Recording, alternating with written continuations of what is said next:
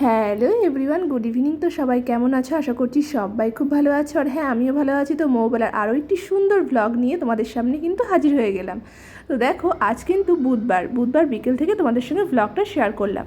তো তোমরা আগের দিন কিন্তু ব্লগে দেখেছো তোমার দাদাভাই কিন্তু নাইটে গেছিলো। তো নাইটের পরের দিন সকালবেলা বাড়িতেও চলে এসছে। তো সকালবেলা তো বাড়িতে ছিল, রেস্ট নিয়েছে।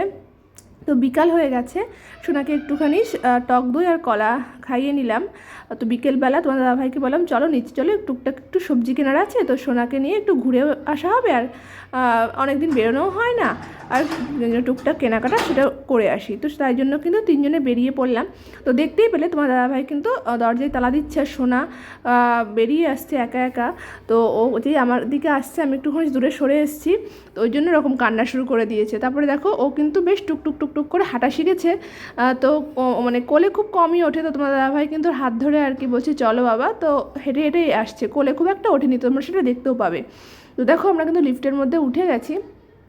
মানে ওর হাঁটাগুলো দেখলে এতটা অবাক লাগে, ভালো লাগে সত্যি কথা বলতে দেখতে।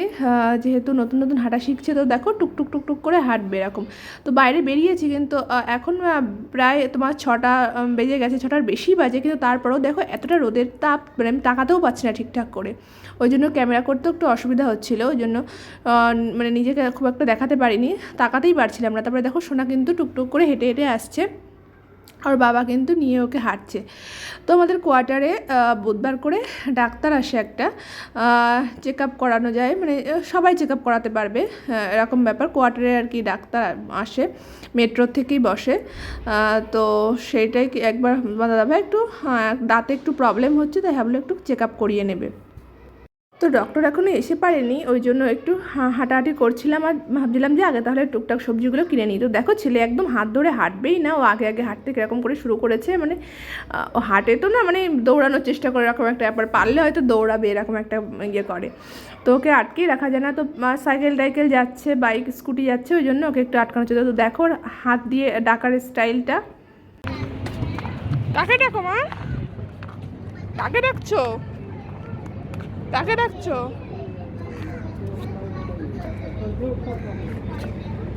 ডাকে। তো দিন দিন এত দুষ্টু হচ্ছে, মানে ওর সঙ্গে পেরে ওঠা এখন মানে এরকম একটা ব্যাপার হয়ে গেছে। মানে ভাবছি যে এখনই এই 1.5 বছরও বয়স হয়নি এখনও, তো এখনই যদি এত দুষ্টু হয়, তো মানে আস্তে আস্তে বড় হবে আরও না কতই না দুষ্টুমি শুরু করবে। তো দেখো, আমরা কিন্তু সবজির দোকানে চলে এসেছি। তো ভাবছি কী কী নেবো, তো পরে তোমাদের সাথে শেয়ার করছি কী কী নিয়েছিলাম। আমি কিন্তু নিচে এসেছি, সোনাকে নিয়ে একটু হাঁটছি। তো সোনা যেভাবে দৌড়াচ্ছে, তো ভাবলে অবাক হয়ে যাচ্ছি যে আগের বছর ঠিক এই টাইমে সোনা কত ছোট ছিল, মানে একটা বছর কীভাবে কেটে গেল, আরও কতটা বড় হয়ে গেছে যে এখনও একা একাই হাঁটছে। তো সেটাই আর কি তোমাদের সঙ্গে একটু শেয়ার করতে, তোমরা দেখতে থাকো। তো দেখো, কিন্তু একা একাই হাঁটছে ও, কিন্তু মানে ওর বাবাকে ধরতেই দেবে না, ও একা একা এরকম দৌড়ানো শুরু করেছে, সারা কোয়ার্টার এরকম হাঁটতে শুরু করেছে।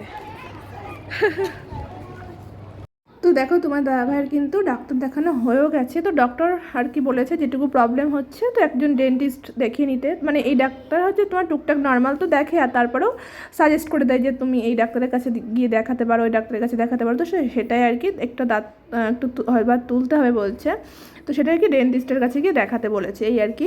তো সেটা হয়েও গেছে। তো সোনা তারপরে সবজিগুলো নিয়েও নিলাম দোকান থেকে। তারপরে সোনা দেখো, সমানে ওর বাবার কাঁধে চড়ে ওরকম করে মানে ঘোড়া চালানোর মতো করে ওরকম করবে, দুষ্টুমি করতে করতে আসছে, ওর বাবা বলছে, আর ওরকম দুষ্টুমি করছে। তো দেখো, যাই হোক, ঘরে চলে এসেছি, সন্ধ্যা হয়ে গেছে। ঘরে এসে হাত পা ধুয়ে নিলাম।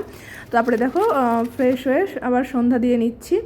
তো তারপরে দেখো, সোনা অলরেডি ঘুমিয়ে পড়েছে, নিচ থেকে এসে ওর ঘুম এসে গেছিলো, তো ওকে ঘুম পাড়িয়ে দিয়েছি। তোমার দাদাভাইও পাশে রয়েছে। তো তারপরে সোনার খাবার করব, তোমার দাদাভাইয়ের জন্য খাবার করব, তো সব কিছু করবো এক এক করে। তারপরে একটা বার্থডে নেমন্তন্নও ছিল, তো সেইটাতে হঠাৎ করেই আর কি নেমন্তন্নটা হয়েছে। তো সেটা আর কি ভাবছিলাম যে যাবো কি যাবো না, কিন্তু আলটিমেটলি যা হয়নি সেটা তোমাদের সঙ্গে শেয়ার করব কেন। আর দেখো, তার আগে মানে তোমার দাদাভাইয়ের অবস্থা দেখো, আগের দিন রোল বানিয়েছিলাম, তার 2 পিস রেখে দিয়েছিলাম, মানে 2টো ডো রেখে দিয়েছিলাম, যে সব একবারে বানালে তো সব একবারেই খেয়ে নেবে, এরকম একটা ব্যাপার। তো খাওয়াটা তো ঠিকও না, তো ভাবছিলাম যে 2টো রেখে দিই, পরের দিন সন্ধ্যার সময় দুজনে 2টো বানিয়ে খাওয়া যাবে। তো সেটাই আর কি সন্ধ্যার সময় বললাম কিছু একটা তো খাবে, যেহেতু বললাম মানে সারাদিনে একবারই খেয়েছে আজকে। যেহেতু রেস্ট নিয়েছিল, ঘুমিয়েছিল, ওই জন্য একবারই খেয়ে যেতে বললাম। সন্ধ্যার সময় একটা রোল বানিয়ে দিচ্ছি, তো সেটাই খাও, তো সেটাই খাচ্ছে। সোনা অলরেডি ঘুমিয়েও পড়েছে। হ্যালো এভরিওয়ান, তো তোমরা তো দেখলে নিচে গেছিলাম, তো সেখান থেকে ঘরেও চলে এসেছি। তো ঘরে এসে সন্ধ্যাটা দিয়ে নিলাম। তারপর দেখো তোমার দাদাভাই মানে কালকে রোল বানিয়েছিলাম, তো তার একটা মানে 2 পিস ডো রেখে দিয়েছিলাম, তার 1 পিস আমি বানিয়ে দিয়েছি সন্ধ্যার সময় যে টিফিন করুক, কারণ সারাদিনে যেহেতু নাইট থেকে এসে সকালবেলা ঘুমিয়ে পড়েছে, আর খেতে খেতে সে দুপুরবেলা খেয়েছে, একবারই খেয়েছে সারাদিনে। তো সন্ধ্যার সময় এখন একটু রোল দিলাম, একটাই দিয়েছি, এখন আর নতুন করে আর বানাইনি। 1 পিস আর কি বানিয়ে দিয়েছি, ময়দা মেখে রেখে দিয়েছিলাম। তো এখন ভাত দিয়ে দেবো, 8টার দিকে ভাত দেবো, এখন 7:30 বাজে। এখন ছেলের খাবারও রেডি করব। আর আজকে আবার একটা বার্থডে নেমন্তন্নও আছে, তো তোমার দাদাভাই যাবে না, আজকেও নাইট আছে, কি আর করব। তো সেখানে তোমার দাদাভাই থাকতে থাকতেই আমি সেখান থেকে ঘুরে আসবো। ছেলে ঘুমাচ্ছে, এখন দেখি ছেলে যদি জেগে যেতে হয় তো ছেলেকে নিয়ে যাবো, নাহলে আমি গিয়ে একটু দেখা করেই চলে আসবো। মানে আগে একদিনও মানে আগে একটা ওরা 2 ভাই বোন, মেয়েটার সময়ও যায়নি, তো ঘরে এসে দিয়ে গেছিলো, সেটা খারাপ লেগেছে, একটা মানে বাচ্চা মানুষ বলে গেছে, তো সেদিন যাওয়া হয়নি।